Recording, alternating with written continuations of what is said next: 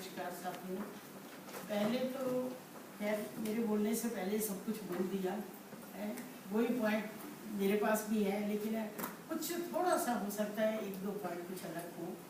तो अगर बोलने में कई बार को ये होता है कि बोलने में कोई गलत भी बोला जाता है या किसी को बात अच्छी ना लगे, तो उसके लिए मैं क्षमा चाहती हूँ। आज हमारा समाज कहीं ना कहीं जनरेशन गैप का शिकार है। मैंने बहुत सोचा और समझने की कोशिश की कि आखिर इस समस्या का कारण क्या है। आज आप सबके सामने ये कुछ विचार बताना चाहूँगी।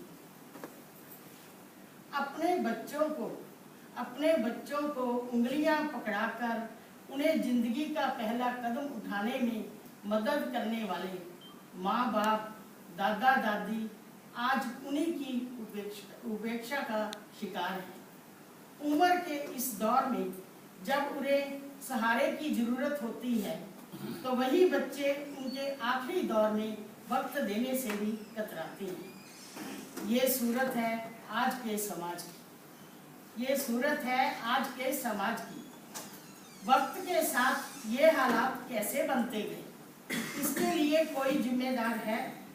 ये जानने की कोशिश में सामने आया कि रिश्तों के टूटने की वजह भौतिकता नहीं, बल्कि वे संस्कार हैं जो हम अपनी अगली पीढ़ी को नहीं दे पाते। तो इसलिए मेरा पहला पॉइंट है, संस्कार ना देंगे तो दर्द झेलना ही पड़ेगा। अगर हम नई पीढ़ी को संस्कार ना देंगे तो दर्द झेलना ही पड़ेगा। जो आज सामने आ रहा है उसकी नींव भी हमने खुद ही डाली है। हमने अपनी औलाद को जरूरतें तो पूरी कर दी, लेकिन संस्कार और मूल्य नहीं दिए। इसीलिए आज ये सब झेलना पड़ रहा है। आज भी पेरेंट्स औलाद को ये सोचकर पढ़ा रहे हैं कि पढ़ाई से रिटर्न क्या मिलेगा। इसीलिए अब भी वक्त है कि रिश्तों को बचाने के लिए मूल्य और संस्कार देना ना भूलें। दूसरा है, पेरेंट्स भी फ्लेक्सिबल बने। आजकल के बच्चे काफी अच्छे पढ़े लिखे हैं, साथ ही उनके पेरेंट्स भी। ऐसे में टकराव की संभावना ज्यादा रहती है। ऐसे में अगर पेरेंट्स थोड़े से भी फ्लेक्सिबल हो जाएं, तो नई और पुरानी पीढ़ी के बीच किसी तरह का कोई विवाद नहीं होगा। अब मैं कुछ अपने बारे में बताती हूँ। मैं अपने पति के साथ अमरावती रह रही हूँ।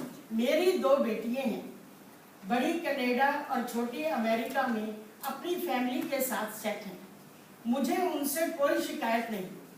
औलाद से हर वह सुख मिला जो मिलना चाहिए, लेकिन ये सब इसलिए हुआ कि यहाँ रिश्तों की बुनियाद मजबूत थी। मैंने अपनी उम्मीदें औलाद पर नहीं थोपी और जो वो करना चाहती थी उन्हें रोका नहीं, लेकिन सिर्फ ये ध्यान रखा कि गलत रास्ते पर तो नहीं चल रही या मंजिल से तो नहीं भटक रही।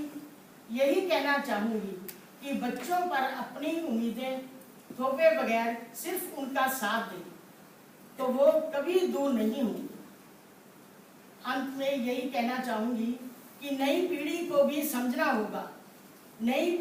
समझना होगा कि बुजुर्ग परिवार रूपी पेड़ का वह तना है जिसके सहारे पेड़ खड़ा रहता है।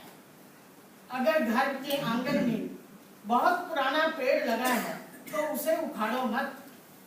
ये पेड़ फल नहीं दे रहा तो छाया तो जरूर देगा। ऐसे ही बुजुर्ग लोग पुराने वृक्ष की तरह हैं, इन्हें अपने पास रखें। धन्यवाद। और एक ऐसे ही है कि एक संस्कृत का श्लोक है 5th क्लास की बुक में। मुझे संस्कृत नहीं आती, पांडे साहब को पता होगा जरूर। 5th क्लास की बुक है, उसमें उन्होंने श्लोक में ये लिखा है कि अगर हम बड़ों का आदर करते हैं ना, तो हमें 5 चीजें बिल्कुल फ्री में मिलती। कुछ खर्चा नहीं, कोई मेहनत नहीं, कुछ नहीं करना हमें। वो 5 क्या है? बल, बुद्धि, यश, धन और आयु। ये 5 चीजें अगर लेनी है तो मैं कहती हूँ बस उनका थोड़ा सा उनकी रिस्पेक्ट चाहिए। मेरा ख्याल वो कुछ नहीं। धन्यवाद।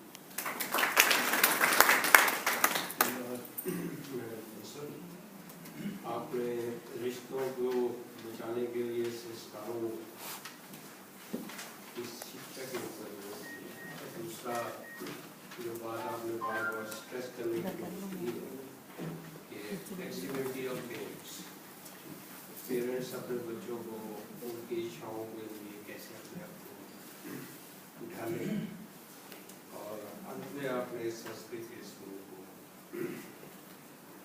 एक स्लाइड शो है